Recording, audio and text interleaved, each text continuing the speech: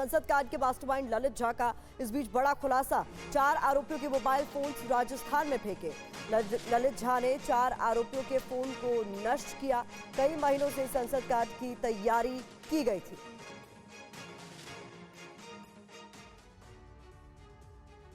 सूत्रों के मुताबिक सबसे अहम खुलासा तो यह है कि दिल्ली से राजस्थान भागने के बाद ललित झा ने 4 आरोपियों के फोन को राजस्थान में फेंका और नष्ट कर दिया।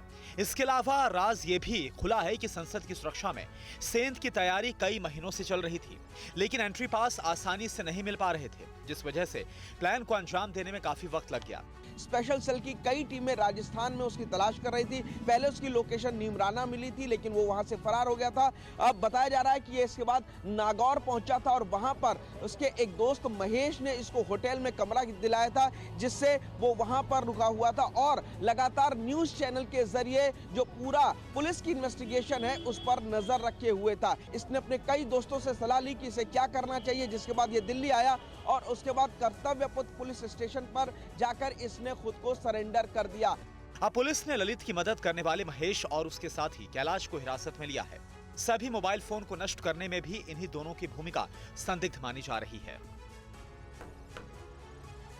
बड़ी खबर आ रही है, ललित झा को लेकर बहुत बड़ा खुलासा हुआ है। संसद सेंध के लिए ललित ने प्लान 2 बनाए थे। 2 प्लान्स पर वो काम कर रहा था। सोर्सेज से खबर आ रही है, एक प्लान फेल हो जाने पर दूसरा प्लान तैयार था। ये भी ललित की तरफ से जो जानकारियां सामने आ रही है, सोर्सेज ये कंफर्म कर रही हैं कि उसने 2 प्लान संसद भवन में स्मोक कांड को लेकर तैयार किए थे।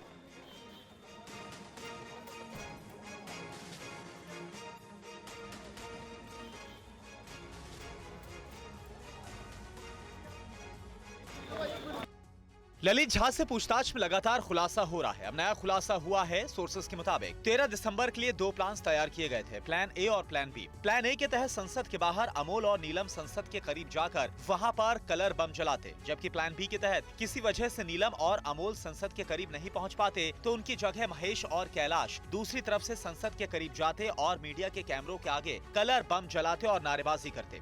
लेकिन 12 दिसंबर की रात जब महेश और कैलाश गुरुग्राम में विकी के घर नहीं पहुंचे तो अमोल और नीलम को हर हाल में ये काम करने का जिम्मा सौंपा गया। जाहिर है अब ललित झा के अलावा मददगार महेश और कैलाश भी पुलिस की हिरासत में हैं। ऐसे में संसद के अंदर अंजाम दिए गए स्मोक कांड को लेकर कई और चौंकाने वाले खुलासे हो सकते हैं, क्योंकि तफ्तीश की कड़ियां जोड़ी जा रही है और कांड के सभी किरदार धीरे धीरे शिकंजे में दबोचे जा चुके हैं। और इस पूरे मामले में सीआरपीएफ के डीजी के नेतृत्व में जांच शुरू कर दी गई है। दर्शक दीर्घा में तैनात सभी सुरक्षा कर्मियों से पूछताछ भी की जा रही है।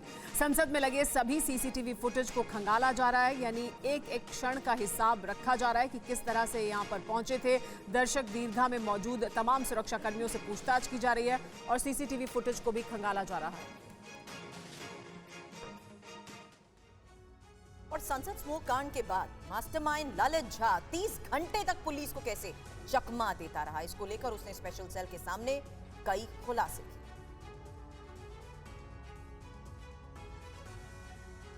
संसद में हुए स्मोक कांड के बाद इसका मास्टरमाइंड ललित झा पुलिस की गिरफ्त में है।